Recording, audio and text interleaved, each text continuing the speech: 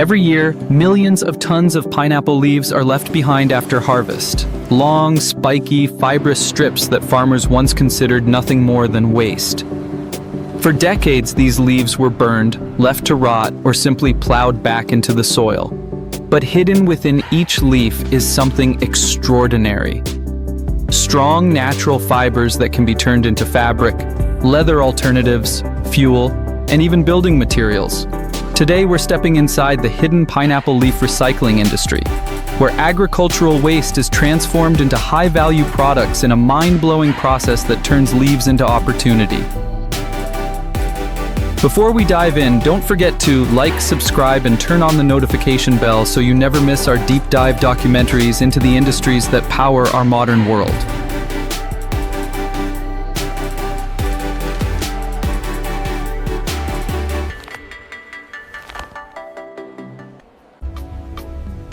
Pineapples are grown across tropical regions around the world, with global production exceeding 28 million tons annually. But what most people don't realize is that the fruit itself represents only a small portion of the plant. After harvest, the remaining biomass, especially the leaves, can account for over 70% of the total plant weight. That means millions of tons of leaves are generated every single year. For a long time, this was a problem. Farmers needed to clear fields quickly for the next planting cycle. Burning was the fastest method, but it released carbon emissions and damaged soil quality. Leaving the leaves behind slowed down farming operations and created logistical challenges. But as sustainability became a priority, industries began asking a different question. What if this waste could become a resource? The answer lies in the structure of the pineapple leaf itself. Inside each leaf are long, strong cellulose fibers. Lightweight, flexible, and surprisingly durable. These fibers have properties similar to linen or hemp, making them ideal for a wide range of applications. The journey begins in the field. After pineapples are harvested, specialized machines or manual crews collect the leaves. In some operations, mechanical harvesters cut and gather leaves into piles, preparing them for transport. From there, the leaves are taken to processing facilities. The first major step is fiber extraction. Using decortication machines, the leaves are fed through rollers and blades that strip away the outer layers, separating the fibers from the pulp. This process can handle large volumes, extracting fibers from hundreds of kilograms of leaves per hour. What emerges are long strands of raw fiber, rough, moist, and full of potential. These fibers are then washed and dried. Drying is critical. It stabilizes the fibers, prevents mold, and prepares them for further processing. In some facilities, solar drying is used to reduce energy consumption, while others use controlled drying systems for consistency. Once dried, the fibers are refined. They may be combed, softened, or chemically treated depending on the final application. At this stage, the transformation becomes more visible. From rough agricultural waste, the material begins to resemble textile fibers. One of the most exciting uses of pineapple leaf fiber is in the production of sustainable fabric. These fibers can be spun into yarn and woven into cloth. The resulting fabric is lightweight, breathable, and eco-friendly. But even more remarkable is the development of pineapple-based leather alternatives. Through advanced processing, fibers are combined with natural or biodegradable binders to create materials that mimic the look and feel of leather. These materials are used in shoes, bags, upholstery, fashion products. Major brands are beginning to adopt these materials as alternatives to animal leather and synthetic plastics.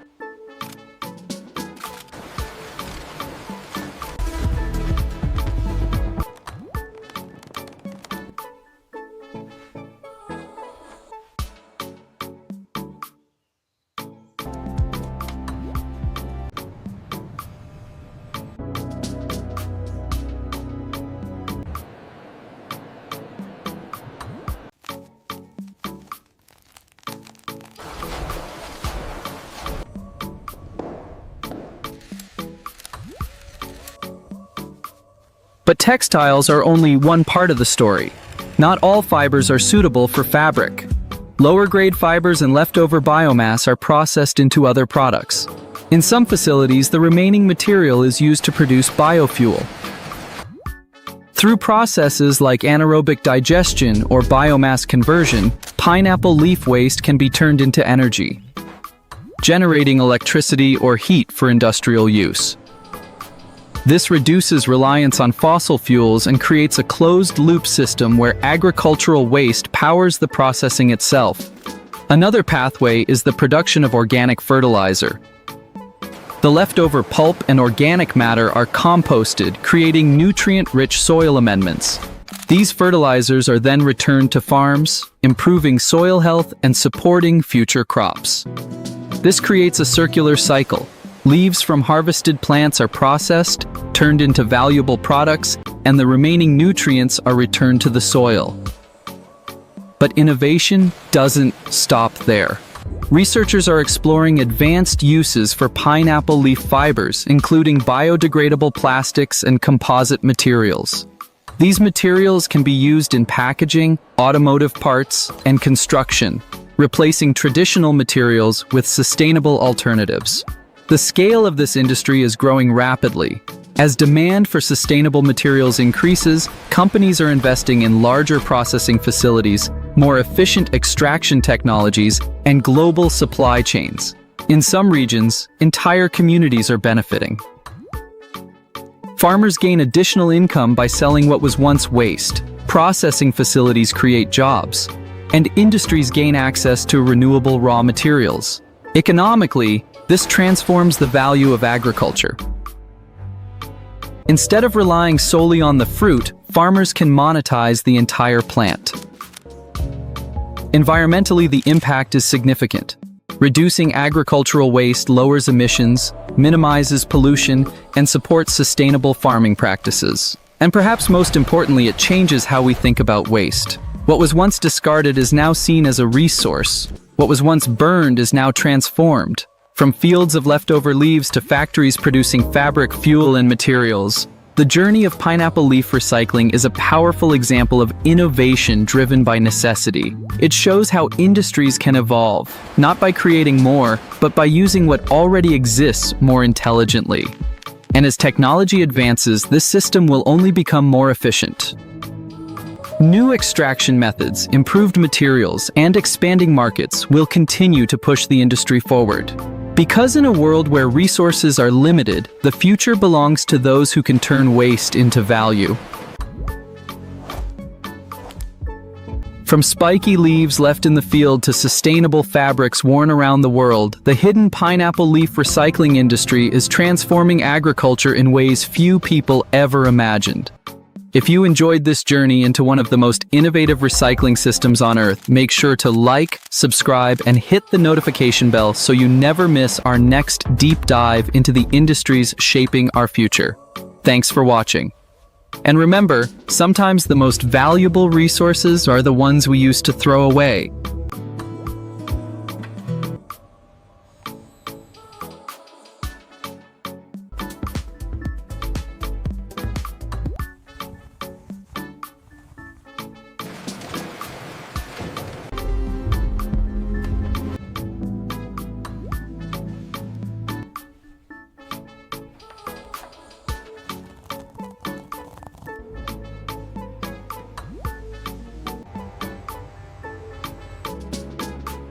Every year, the world produces more than 25 million tons of cotton, and the United States alone contributes millions of tons to that total. But here's the part most people never realize. Cotton is not just about fabric. Behind every t-shirt, towel, and pair of jeans lies a massive industrial ecosystem where every part of the cotton plant is used. Fiber becomes clothing, seeds become oil and animal feed, and even the leftover stalks and waste are transformed into energy and materials. Nothing is wasted. Today, we're stepping inside the supergiant cotton industry, where one of the world's oldest crops powers a modern, multi-billion-dollar system that turns fields of white fiber into fabric, food, fuel, and industrial materials.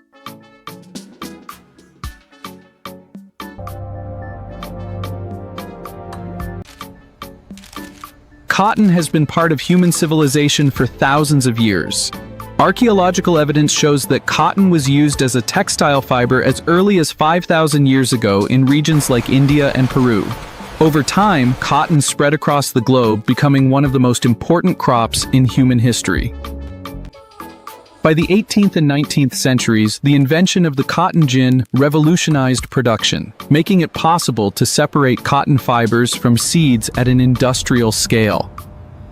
This innovation transformed cotton into the backbone of the global textile industry. Today, cotton farming spans vast regions across the United States, particularly in states like Texas, Georgia, Mississippi, and California. These farms stretch across thousands of acres, creating landscapes that, during harvest season, appear covered in snow-like white fields. The journey of cotton begins in these fields. Cotton plants grow for several months before producing fluffy white bolls that contain both fiber and seeds. When the crop is ready, massive machines known as cotton pickers move across the fields. These machines are engineering marvels capable of harvesting cotton at incredible speeds. Modern cotton pickers do more than just collect fiber.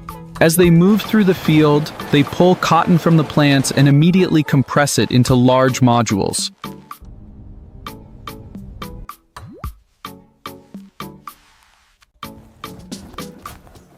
Some of the newest machines even wrap these modules in protective plastic as they are formed, creating massive cylindrical bundles weighing 2 to 3 tons each.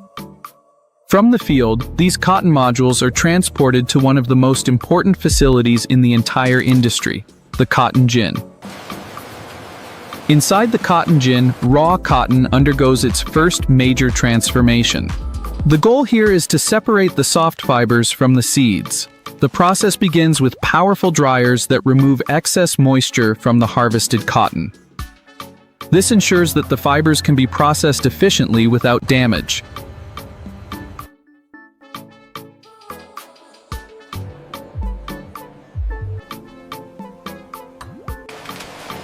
Next, the cotton passes through cleaning machines that remove leaves, dirt, and other field debris. Once cleaned, it enters the gin stands, the heart of the operation. Gin stands use rotating saws and fine metal ribs to pull the cotton fibers through narrow slots. The fibers pass through, but the seeds are too large and are left behind. This separation process happens at incredible speed, with modern gins processing dozens of tons of cotton per hour. At the end of this stage, the cotton has been divided into 2 primary streams: lint, the fiber, and cottonseed. The lint continues its journey toward becoming fabric. It is compressed into large rectangular bales, each weighing around 500 pounds, wrapped, labeled, and shipped to textile mills around the world. But the seeds, often overlooked, are just as valuable. Cottonseed enters an entirely different industrial chain. First, the seeds are cleaned and separated into components. The outer hull is removed, leaving behind the kernel inside. This kernel contains oil and protein, making it extremely useful. Through mechanical pressing and solvent extraction, the seeds are processed into cottonseed oil, which is widely used in cooking, processed foods, and even cosmetics. The remaining material becomes cottonseed meal, a high-protein feed used for cattle and other livestock. Even the hulls are not wasted. They are used as fiber supplements in animal feed or as raw material in agricultural applications. Back on the fiber side, the cotton bales arrive at textile mills where another transformation begins. The tightly packed fibers are opened, cleaned again, and aligned into long strands. These strands are then spun into yarn using high-speed spinning machines. From yarn, the process continues into weaving or knitting, where fabrics are formed. These fabrics are then dyed, treated, and finished before being turned into clothing, bedding, and countless other products. But even at this stage, the story of cotton doesn't end. The textile industry generates large amounts of waste, scraps, offcuts, and used garments. Increasingly, this waste is being recycled. Cotton fibers can be shredded and respun into new yarn, or used to create insulation, padding, and industrial materials. This extends the life cycle of cotton far beyond its first use. Meanwhile, back on the farm, the parts of the cotton plant left behind after harvesting, the stalks and leaves, are also put to use. Farmers often shred these residues and return them to the soil as organic matter, improving soil health and reducing the need for synthetic fertilizers. In some cases, the biomass is collected and used as fuel for energy production or processed into bio-based materials. In recent years, researchers have found new ways to use cotton waste. Cellulose extracted from cotton can be turned into biodegradable plastics, specialty papers, and advanced materials used in industries ranging from packaging to medicine. What makes the cotton industry so remarkable is its efficiency. Very little of the plant goes unused. Fiber becomes textiles. Seeds become oil and feed. Waste becomes energy and materials. This multi-layered system transforms a simple agricultural crop into a complex industrial network. The scale of this system is enormous. Globally, cotton supports a market worth hundreds of billions of dollars, employing millions of people across farming, processing, manufacturing, and retail. In the United States alone, cotton production contributes billions to the economy each year. Entire regions depend on the crop, with infrastructure built around harvesting, ginning, transport, and processing. Modern technology continues to push the industry forward. Precision agriculture uses GPS-guided tractors and sensors to optimize planting and harvesting. Automated gins improve efficiency and reduce waste. Textile recycling technologies are expanding the life cycle of cotton products. At the same time, sustainability has become a major focus. Water usage, pesticide management, and soil health are all being carefully monitored and improved. Recycling and reuse are no longer optional. They are essential for the future of the industry. From a distance, cotton may look like a simple crop growing quietly in a field. But behind that soft white fiber lies one of the most sophisticated and interconnected industries in the world. From field to gin, from seed to oil, from fiber to fabric, and from waste to energy, cotton is a perfect example of how modern industry transforms natural resources into essential products while minimizing waste. The next time you wear a cotton shirt or open a package of food cooked in cottonseed oil, you are experiencing the result of a vast system that began in a field and passed through countless machines, workers, and processes. If you enjoyed this journey into the supergiant cotton industry, make sure to like the video, subscribe to the channel, and hit the notification bell so you never miss our next exploration into the incredible systems that shape our everyday lives. Thanks for watching.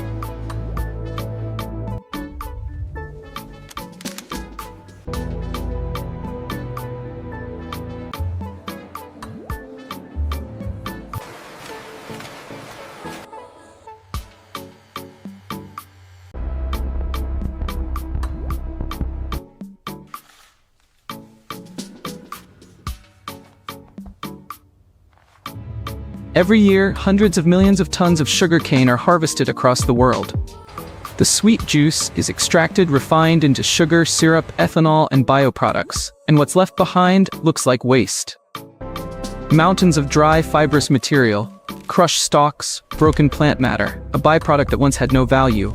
This material is called bagasse. For centuries, bagasse was treated as agricultural waste, burned in open fields, dumped in piles, left to rot. But today, bagasse has become one of the most powerful resources in the global bioeconomy. A raw material that fuels power plants, feeds factories, produces packaging, replaces plastic, and drives renewable energy systems across entire regions. This is the hidden world of the supergiant sugarcane waste recycling industry, where sugar waste is transformed into electricity, packaging, fuel, and industrial materials that power modern civilization. Before we step inside this massive green industrial system, don't forget to like this video, subscribe, and turn on the notification bell so you never miss our deep dive documentaries into the hidden industries that quietly shape the future of the world.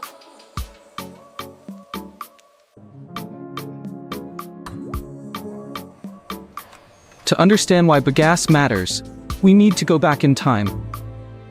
Sugarcane is one of humanity's oldest cultivated crops. For thousands of years, civilizations in Asia, Africa, and the Americas grew sugarcane for food and trade.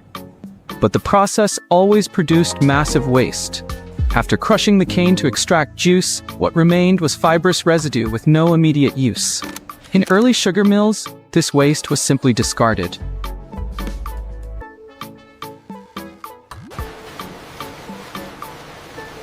Everything changed with industrialization.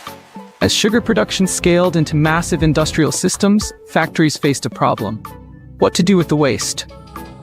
The answer slowly emerged. Bagasse could burn, and not just burn, it could produce energy.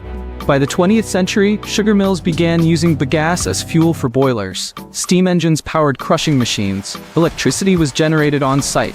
What started as waste became energy infrastructure.